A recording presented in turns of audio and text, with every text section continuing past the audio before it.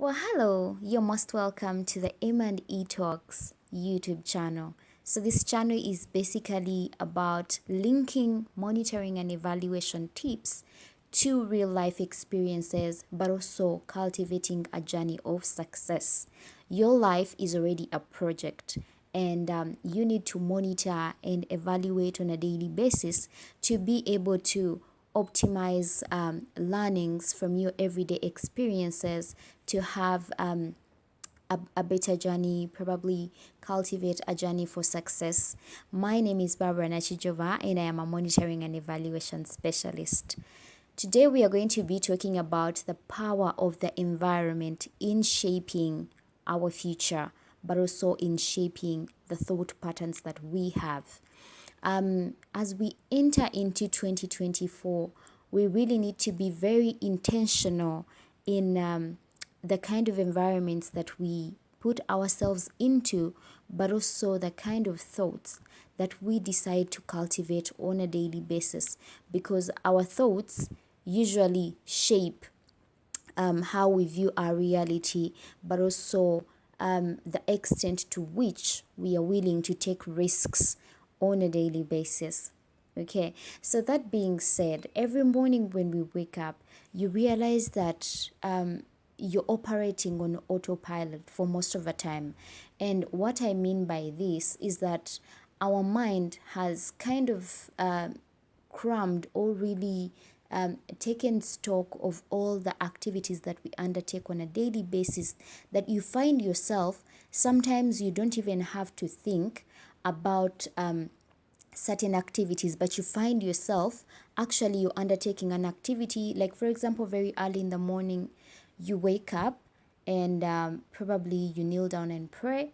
And after you've prayed, you find yourself you've already picked up the toothbrush and you're going to the bathroom to brush your teeth. But oftentimes you're going to find that this is not something that you're thinking about, but it has been engraved in your brain that every morning when you wake up, the first thing that you have to do is, pray, and then you move to the bathroom, and then you have to move out of the house. And if you're someone who has to go to work, you go to work. If you're someone who is working from home, then you'll sit down on your desk and start working.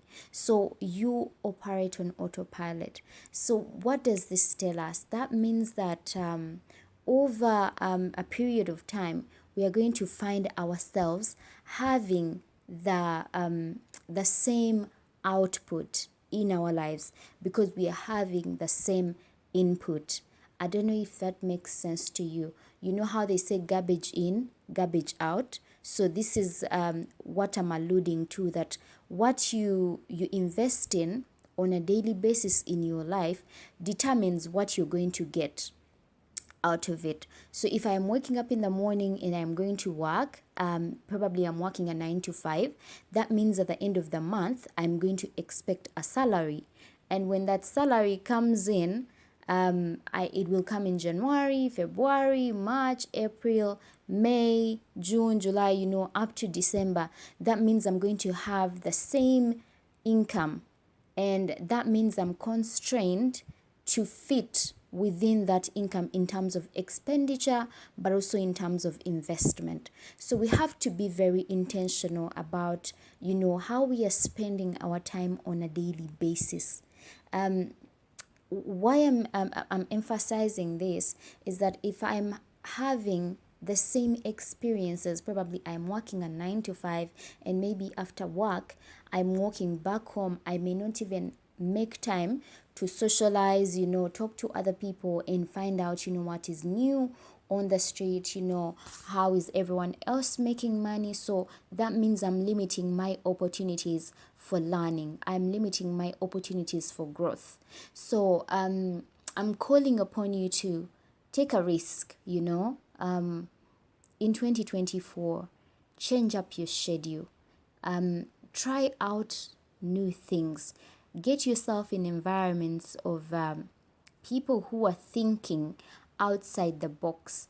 I was listening to Vusi Tembe Kwayo the other day, and he was talking about the zebras. So the zebras, find themselves in a tricky situation to be able to survive while in the jungle, that they have to stay in packs, they have to remain in packs because the lion is actually colorblind. So when they remain in packs, it offers them safety, that they blend, within their environment, that they're able to camouflage, and then that kind of gives them safety. So go back in your life and reflect. Are you the kind of person who is afraid to speak your mind within a room, of maybe people who are not close to you?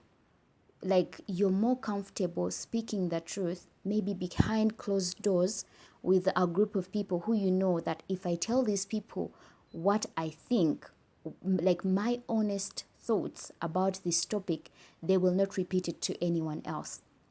If you're that kind of person, I am challenging you in 2024, step out of that box, and be more comfortable challenging the status quo.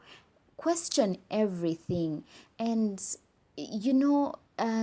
there's a beauty about this, that oftentimes when you question things, you get to learn and grow, other than just kind of accepting to go with the flow because you don't want to upset probably the people within your environment or the people that you're working for.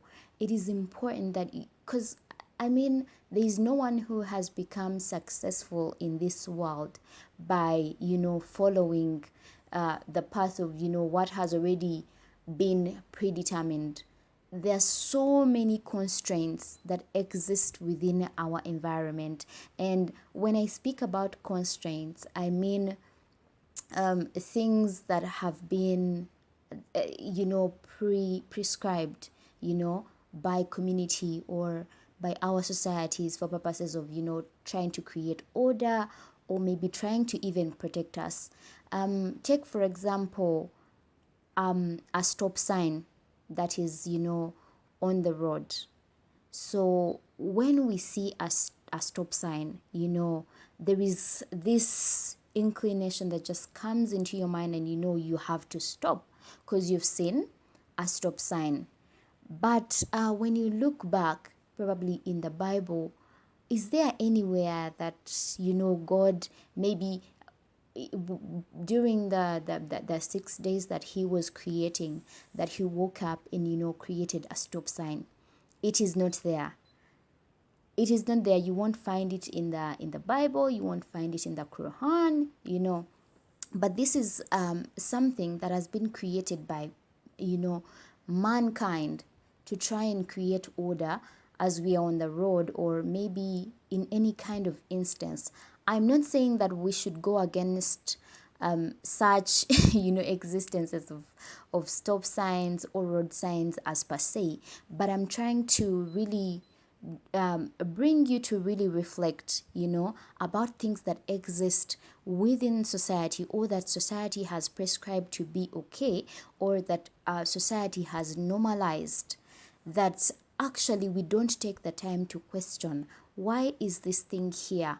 Like, people may tell you maybe there's a timeline for when probably for when you have to give birth to children. I'll say in the African culture, there could be the inclination to think that maybe beyond 30 you cannot have children, or it's too late to have a family. So these are things that were not created.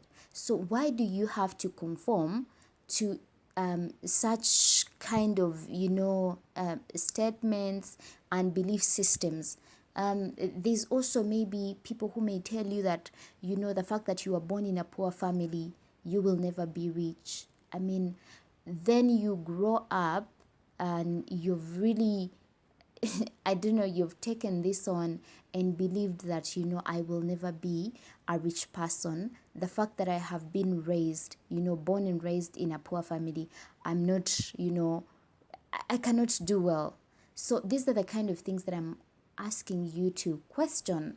Is there a logic behind this, that if I was born in a poor family, I can never be a rich person?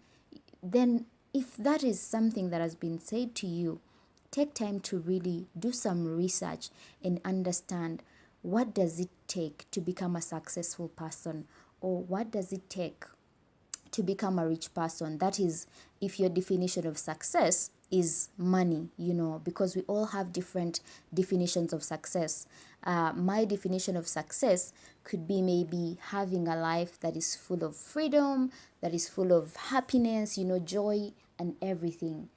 Your definition of success could be having a life of abundance in terms of health, in terms of wealth, and things like that.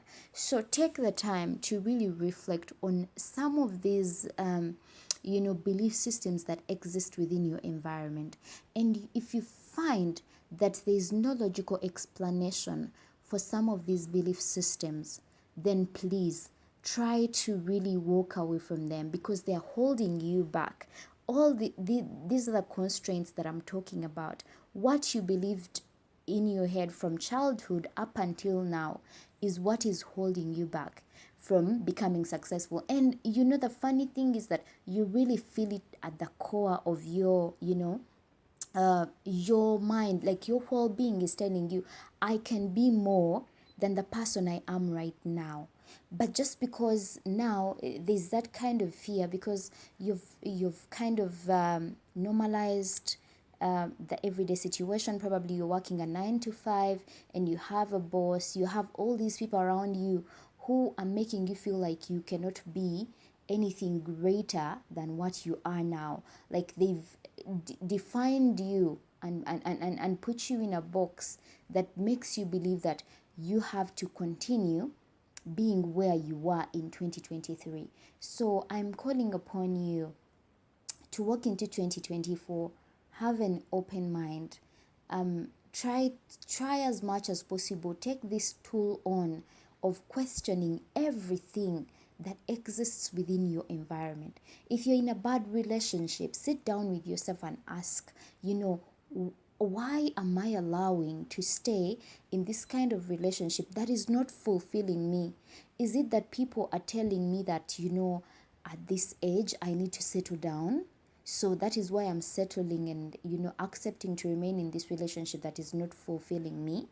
Or if it's a job, ask yourself, is the pay I am getting, worth it?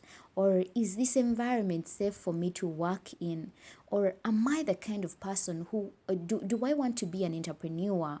Or do I want to be working under someone else? Because not everyone is meant to be an entrepreneur. I mean, that is a fact. Some people just want to be self-employed, and there's a huge difference between being self-employed and being an entrepreneur. So being self-employed is when you want your freedom. You don't want a boss who is telling you have to be at work at 10 a.m., by 8, I think, by 8 a.m. So you have to leave, and then you have to leave after 5 p.m. So those kinds of people usually want to be self-employed, but they don't want to be entrepreneurs. Entrepreneurs are people who want to, establish a business and grow it, to maximum success and capacity. But then the one who wants to be self-employed, they are okay, as long as they're doing well and they're surviving and they have, the peace of mind.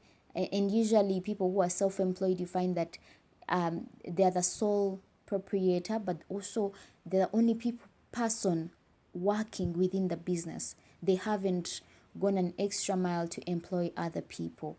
So really sit down with yourself during this period, before you step in of December, before you step into 2024, and ask yourself these critical questions. I believe they will make a huge difference in the kind of person that you will be within the next year, because you realize that when you hold on to so much, when you really cherish the status quo and you don't want to change it, you're like, my life is okay right now, I'm comfortable where I am.